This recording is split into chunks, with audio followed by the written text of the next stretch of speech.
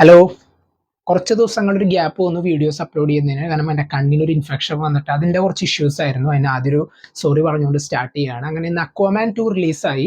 ഒരുപാട് സിനിമകൾ ഇപ്പോൾ ഇങ്ങനെ ക്രിസ്മസ് റിലീസുകളായി വന്നുകൊണ്ടിരിക്കുകയാണ്. നാളെ സലാർ, ഇന്നിപ്പോൾ ഡങ്കി, നേര്, അതുപോലെ അക്വാമാൻ 2. ഇനിയിപ്പോൾ ഡങ്കിക്ക് ഈവനിങ് പോകുന്നുണ്ട്. അപ്പോൾ അക്വാമാൻ 2 2018 ആ ഒരു ഫസ്റ്റ് പാർട്ടിന് ശേഷം 5 വർഷങ്ങൾക്ക് ശേഷമാണ് പടം റിലീസ്. എൻ്റെ ഒറ്റ വാക്കിൽ പറഞ്ഞാൽ അത്ര അടിപൊളിയല്ല, എന്നാൽ അത്രയും മോശമല്ലാത്ത ഒരു പടം.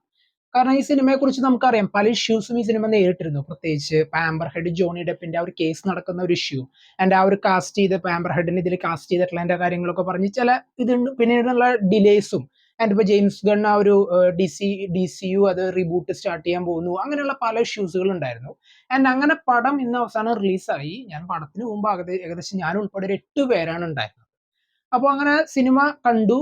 മൊത്തത്തിൽ ഒരുപാട് റിപ്പോർട്ട്സ് എയർ ക്ലിയർ അറിഞ്ഞിരുന്നു. അത്ര എന്താ പറയുക, ഭയങ്കര മോശം സിനിമയായിരുന്നു എന്നൊക്കെ.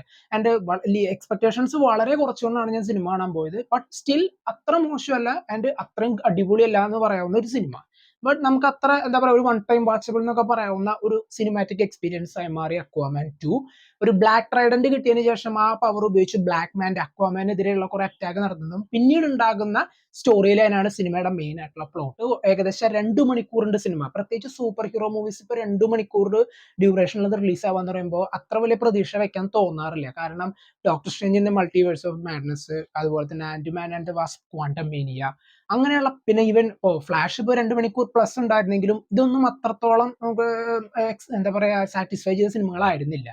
ബട്ട് ഇത് ആ ഒരു എന്താ പറയാ, ഇപ്പൊ ലാസ്റ്റ് ഇറങ്ങിയ ഡി സിയുടെ തന്നെ ഷസാം ദ ഫ്യൂരി ഓഫ് ഗോഡ്സിനേക്കാൾ ഫാർ ഫാർ ബെറ്റർ ഒരു എക്സ്പീരിയൻസ് ആയിട്ടാണ് തോന്നിയത്. ഈ സിനിമയുടെ പോസിറ്റീവ്സിൽ ആദ്യം പറയേണ്ടത് അക്വാമാൻ ആൻഡ് ഓം ആ ഒരു ബ്രദേഴ്സിന്റെ ആ ഒരു ചില സീൻസുകളൊക്കെ ഉണ്ട്, അതൊക്കെ അത്യാവശ്യം നൈസ് ആയിരുന്നു.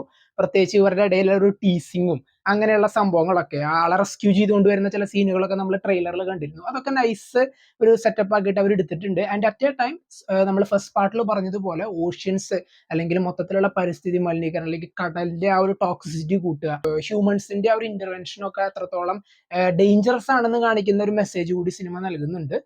പലയിടത്തും ഇതിന്റെ VFX ആയാലും മറ്റുള്ളതൊക്കെ അത് അത്യാവശ്യം നൈസ് ആയിട്ടിരുന്നു. അതൊന്നും അത്ര വലിയ അതൊന്നും മോശമാക്കിയിട്ടില്ല. അതൊക്കെ നമുക്ക് കാണാനുള്ളത് ഉണ്ട് സിനിമയിൽ. പടത്തിന്റെ സ്ക്രീൻ പ്ലേ തന്നെ വളരെ ഫാസ്റ്റ് ആയിട്ട് തന്നെയാണ് പോണത്. അധികം എക്സ്പ്ലെയിൻ ചെയ്യാൻ സമയം അവർ എടുക്കുന്നില്ല. ഈവൻ ഈ ഒരു ഡ്യൂറേഷൻ തന്നെ എന്താ പറയാ, ഓൾറെഡി ഇത്ര ആയതുകൊണ്ട് അതിന്റെ ആ ഒരു സ്ക്രീൻ പ്ലേ ഒരു തരത്തിലുള്ള വലിച്ചു നീട്ടലൊന്നും ഇല്ലാതെ ഫാസ്റ്റ് ആയിട്ടാണ് സിനിമയുടെ കഥ പോകുന്നത്. ആൻഡ് അത് തന്നെയാണ് ഈ സിനിമയുടെ മെയിൻ ആയിട്ടുള്ള ഒരു നല്ലൊരു കാര്യമായിട്ട് എനിക്ക് തോന്നിയത്. വലിയ വലിച്ചു നീട്ടലില്ലാതെ തന്നെ അറ്റ് എ ടൈം കണ്ടുകൊണ്ടിരിക്കുമ്പോൾ എനിക്കൊരു എന്താ പറയാ, ലാസ്റ്റ് മൂവിയാണ്. കാരണം ഈ ഒരു ക്യാരക്ടർ ഇനി നമ്മൾ കാണാൻ പോകുന്നില്ല. ആ ഒരു ചെറിയ വിഷമം കൂടി സിനിമയിൽ ഉണ്ടായിരുന്നു. എൻ്റെ അത് അവസാനിപ്പിച്ചിട്ടുള്ളത് ഇനിയും ഒരുപാട് പൊട്ടൻഷ്യൽ ഉള്ള ഒരു ക്യാരക്ടർ ആയിരുന്നു. ബട്ട് നമുക്കറിയാം, ഏകദേശം 15ാമത്തെ പടം ആൻഡ് റീബൂട്ടാണ് ഇനി സ്റ്റാർട്ട് ചെയ്യാൻ പോകുന്ന സൂപ്പർമാൻ ലെഗസിയുടെ.